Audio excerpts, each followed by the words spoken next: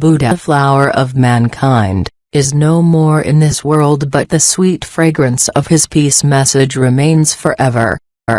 Buddhism, one of the oldest religions still being practiced in the world today. While the names of many other religions which existed in India have been forgotten today, the teachings of the Buddha, better known as the Dhamma, are still relevant to the needs of today's society.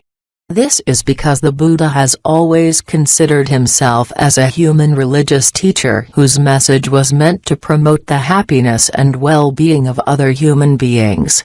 The Buddha's primary concern was to help his followers to live a normal life without either going to the extremes of self-denial or totally surrendering to sensual desires. The practical nature of the Buddha's teaching is revealed in the fact that not everyone is expected to attain exactly the same goal in one lifetime, since the mental impurities are deeply rooted. Some people are spiritually more advanced than others, and they can proceed to greater heights according to their state of development. But every single human being has the ultimate potential to attain the supreme goal of Buddhahood, if he has the determination and will to do so. Even now does the soft, sweet voice of the Buddha ring in our ears. And sometimes we perhaps feel a little ashamed because we do not understand him fully. Often we only praise his teaching and respect him, but do not try to practice what he preached. The Buddha's teaching and message have had their effect on all people for thousands of years, whether they believe in religion or not. His message is for all. Though the Buddha, the flower of mankind, is no longer in this world, the sweet fragrance and exquisite aroma of his teachings have spread far and wide. Its balmy, diffusing fragrance has calmed and soothed millions. Its ambrosial perfume has heartened and cheered every nation which it has penetrated. The reason that his teachings have captured millions of hearts is because they were spread, not by weapons or political power, but by love and compassion for humanity. Not a drop of blood stains its pure path. Buddhism wins by the warm touch of love, not by the cold claws of fear. Fear of the supernatural and the doctrine of everlasting hellfire have no place in Buddhism. During the last 25 centuries since the appearance of the Buddha, many changes have taken place in this world. Kingdoms have risen and fallen, nations have prospered and perished. However, the world today has forgotten many of these past civilizations. But the name of the Buddha remains alive and fresh in the minds of millions of people today. The kingdom of righteousness that he built is still strong and steady.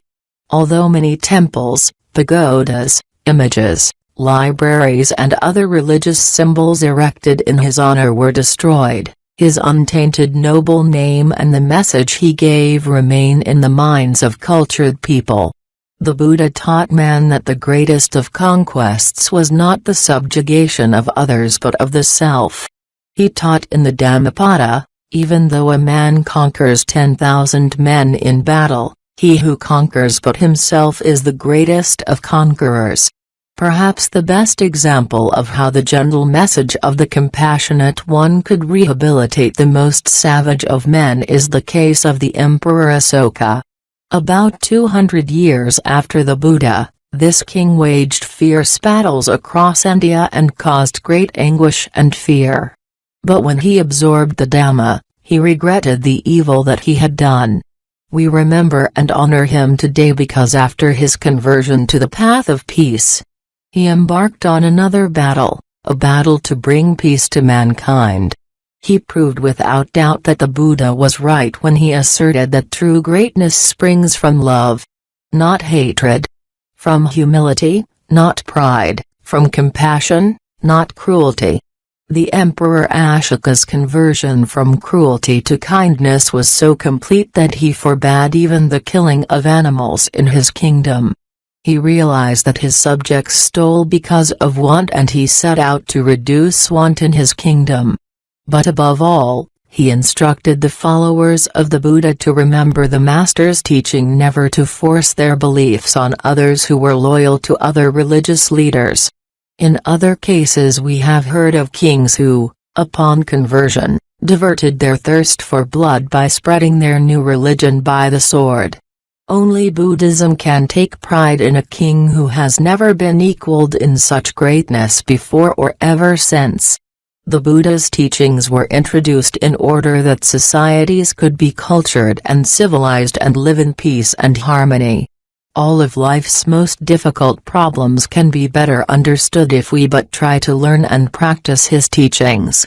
The Buddha's approach to the problems and suffering of mankind is straightforward and direct.